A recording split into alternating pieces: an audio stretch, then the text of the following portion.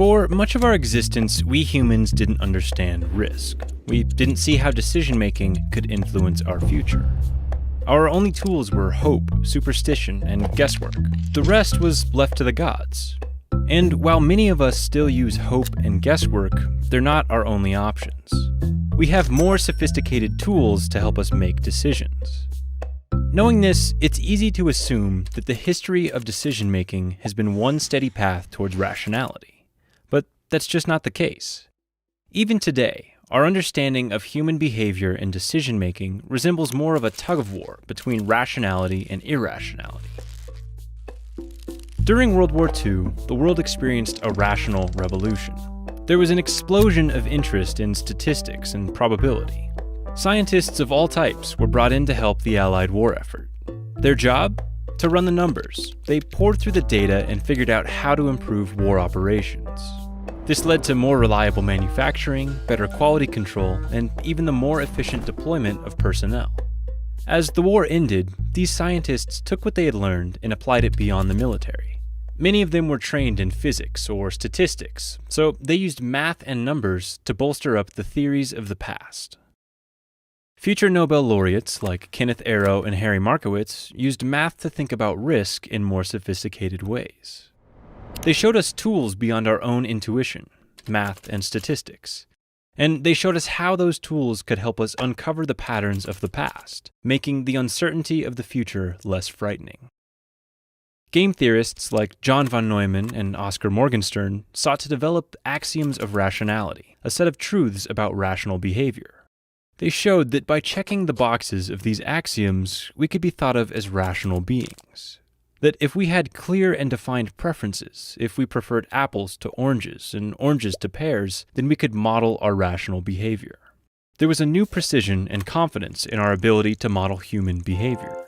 These models of rationality became the status quo, and economists began to use these models to describe how people make decisions. In the post-war era, the general belief was that measurement dominates intuition. Rational people used information, not emotion or intuition, to make decisions. But some began to question, is this how people actually make decisions? How often do we use formulas to decide? How rational are we really? Well, most of these concerns were squashed with a simple phrase, as if. The economist Milton Friedman used the analogy of an expert pool player to explain.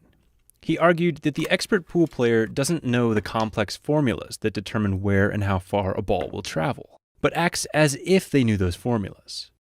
In a similar fashion, people may not have perfect information or use complex formulas, but they act as if they were rational beings. And that's pretty much the same thing, right?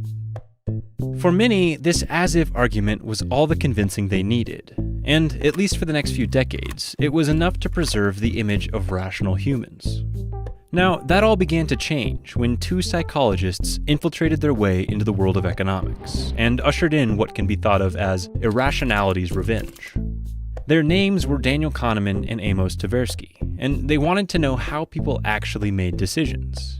They started to run experiments, lots of experiments, and what did they find? They found that the rational models of economics aren't great at describing how people actually make decisions. Instead, people often use heuristics. A heuristic is just a fancy word for a rule of thumb. They're shortcuts that allow us to overcome the limits of our rationality. But the problem is that heuristics can lead to mistakes. As an example, suppose we randomly pull a word out of a book. Is it more likely that word starts with the letter R, or that R is the third letter in that word? Perhaps you guessed that word is more likely to start with the letter R, but it's the other way around. R is more likely to appear as the third letter in a word. It's much easier to think of words that start with the letter R, and for this reason, we assume those words are more likely to appear. This is known as the availability heuristic, and it illustrates how heuristics can lead us astray. Kahneman and Tversky found all sorts of situations like this. They spent decades running experiments, and as a result, they assembled a long list of how humans deviate from rational behavior. It's important to understand that even though Kahneman and Tversky's work focused on how heuristics lead us astray, they didn't believe that using heuristics was a bad idea. Heuristics are incredibly helpful. They allow us to process information and make decisions quickly. The problem is that they're not always reliable, and they can lead to severe mistakes. Because of this, some people have taken Kahneman and Tversky's work as evidence that humans are irrational. But Kahneman himself wrote, "Our research only showed that humans are not well described by the rational agent model."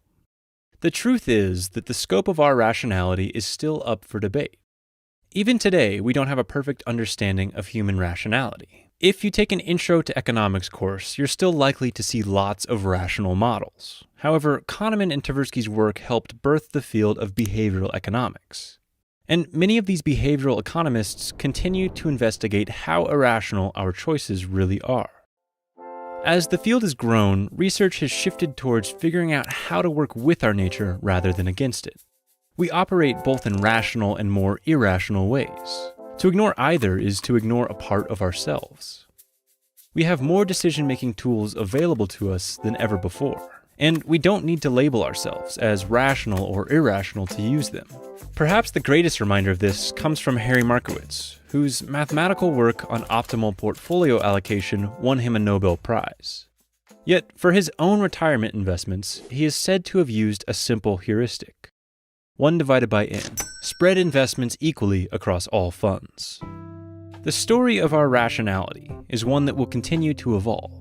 It's unlikely that we'll ever be able to label ourselves as strictly rational or irrational, and that's okay. The task we should focus on is finding ways to work with our nature rather than against it.